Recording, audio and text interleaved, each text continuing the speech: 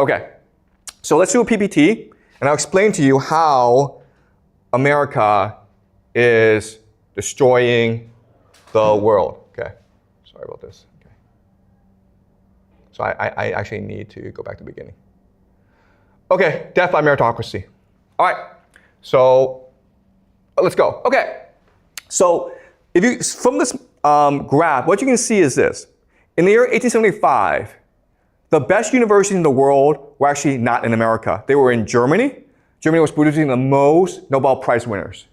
Second was France, followed by the UK, okay? And America was non-existent. But because of its investments in research universities, it started to move up and up. And then it won World War II, so now it can import all these German scientists. And that's why it dominates today. So the best universities in the world are now in America, Harvard, Yale, and Princeton. Okay. Now, as each university gets better and better, they're letting in more students. Okay, and as you can see, more and more American students are now going to college. Before, in 1940, it was only about 5% of all males who went to university. Today, it's almost it's 35% basically, okay? So that's a huge step. And you would think that with the increase in college graduates, America would become a much more equal society, right? Well, the opposite has happened, okay? America has become a much more unequal society. This is something called the Gini coefficient, which measures inequality. And as you can see, these past 20 years, it's gone way up. It's among the highest in the world, meaning America right now is one of the most unequal societies in the world, even though over a third of its young people go and graduate from college. This is a graph of social mobility, okay? So the graph, the top, this number shows you if the number of people who are doing better than their parents. As you can see, in the year 1940, most people are doing better than their parents. But over time, it's no one's doing better than their parents, okay? So your generation, you will not do better than your parents, most of you, okay? Income inequality has gone way up in the United States. The top 1% control most of the wealth in the United States, as you can see from this map, okay? So even though America has become wealthier, it's actually going to just the 1%. At the same time, universities are becoming much more expensive, okay? So this is leading to student debt. You can see how student loans has gone way up. So in America, student debt is the only type of debt that you can never ever get rid of. You can't declare bankruptcy.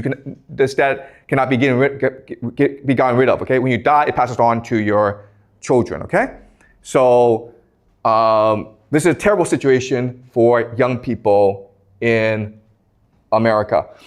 This is actually a more stark graph where tuition has gone way up, but wages have stayed pretty stagnant. Okay. And it's leading to depression among teenagers. Okay? And also, the thing about this graph is the middle class and wealthy students are much more likely to be depressed and identify as depressed than poor students. All right? So this is leading to a crisis in America. So what has happened? Well, you have two individuals who create the meritocracy. The first is named James B. Conant, and he was president of Harvard for a couple of decades, and he was a person who brought in the SAT in order to identify scholarship students. And he made Harvard into the best research university in America. Okay? And he was determined to make Harvard into the best university in the world, as well as an institution of power in America, meaning that it would now decide who wins and who loses in America. The man who would help him is named Harry Chauncey. He was dean of Harvard, who was in charge of the scholarship program. Then he got a new job at a new organization called ETS. You know ETS because it's Education Testing Services. They're the ones responsible for the SAT, the TOEFL, the AP, the GRE, okay? So these two together create the modern meritocracy. And as you can imagine, because they're both from Harvard, the entire system is set up to benefit Harvard, okay? And guess what, guys? It worked, okay? So in the year 1940, 90% of applicants to Harvard got accepted. Now it's gone way down to 5%, okay? Stanford is even lower, okay? So now it's so hard to get into Harvard. At the same time, look at the cash of Harvard, okay? This is called the endowment. The amount of money they have at Harvard is just ridiculous. They have more money than most countries in the world. Right now, their endowment is about $40 billion, okay? And it's just the past 30, 40 years. The success of the Harvard alumni is just incredible. The most billionaires in America, Harvard graduates more billionaires than any other place, okay? 127 billionaires in 2024. Second is Stanford, all right? No one else comes close. But not only that, but it's also anyone with over $100 million. Most of them graduate from Harvard, okay? 7% of all, 7% of all people in America who have over $100 million in net worth graduate from Harvard, okay? Then you have MIT, Stanford, Pennsylvania, Columbia, Yale, Cornell, Princeton. Guess what, guys? Ivy League plus MIT. Okay? Okay, $30 million. Still Harvard is number one, okay? All right? So their graduates are the most successful in America. Okay? But it's not just rich people. It's everyone in the American elite. Okay? Most of them are graduates of the elite universities. Okay? So this is an article in Nature, and they looked at all the elite in America. And what they discovered is most of them went to certain schools, the elite universities, and this is what's causing a lot of political conflict in America today. All right, so let's just look at what they found. The red is Harvard graduates, okay? The green are Harvard plus Ivy League. And as you can see, Harvard is everywhere. Even among generals, admirals, there's Harvard people, okay? They dominate in terms of philosophers and professors, but they're everywhere. Even Pulitzer Prize winners, billionaires, New York Times bestselling authors, Fortune 500 CEOs, federal judges, senators, okay? They're everywhere. And that's the power of Harvard. This is a portion of Harvard graduates compared with the general population. This is the portion of Harvard graduates compared with the elite, okay? You see the contrast. So Harvard and Ivy League dominate America today. Okay? Now, what's amazing is Harvard people don't know they dominate Harvard. They don't know they're elite. So they did a survey, and so they asked people in these elite organizations, how many people do you think in this organization went to Harvard and other elite universities? So the red is the actual number, the blue is the estimate. So Harvard, Ivy League, don't even know they dominate America. Okay? And you ask them, like, no, it's conspiracy theory. No, you're spreading conspiracy theories. We're just average people. There's no way Harvard controls America. All right? Now, as I mentioned, at Harvard, just going to Harvard is not enough. You have to join the elite social clubs, the social secret societies. So at Harvard, there's a place called, at Harvard, everyone should join the porcelain club, okay? At Princeton, it's the Ivy Club. Okay? These are secret societies. Oh, they're not really secret, but they're senior societies, okay? They're clubs that everyone should join. At Yale, it's Skull and Bones. Okay? Skull and Bones is the most famous college secret society. They're not that secret because they like to brag that they're Skull and Bones. They're so powerful that they produce a lot of presidents, a lot of rich people, okay? 2004, okay? George W. Bush versus John Kerry.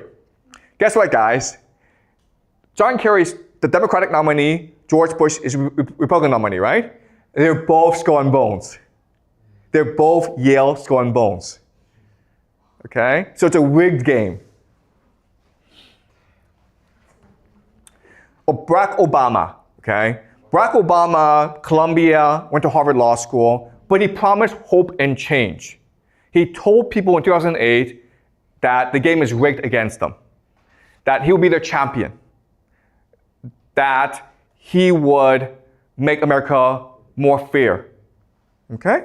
And he won. Why? Because, so this is his book, Dreams My Father. It was a New York Times bestseller. It basically launched his political career. He won because in 2008, the US economy collapsed. Why? Because the US banks, the US political system was controlled by Ivy League graduates, by just people who were friends with each other. And so they cheated. They became corrupt. Okay? They basically destroyed the American economy. And people protested against all of this. And Barack Obama promised that we'd come in and do something about it. Okay? Well, he did do something about it. Right? So his economic team, he appointed quite a few individuals. These are the two most famous. Larry Summers, who was a Harvard graduate as well as a president of Harvard. And he was Treasury Secretary under Bill Clinton, and he was the guy who created the mess in the first place.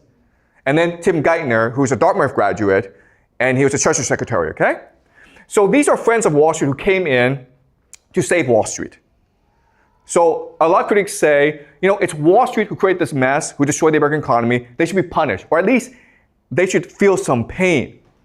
If you just let them go and help them out and save them, then you create a problem called moral hazard. The idea of moral hazard is if you don't have any consequences for your mistake, you will do it again. Okay? And then Larry Summers said, no, you guys are seeing it incorrectly. We have to save the American economy. The goal is not to save the banks and my friends. The goal is to save the American people and the American economy, and that's why we're bailing out the banks by giving them free money.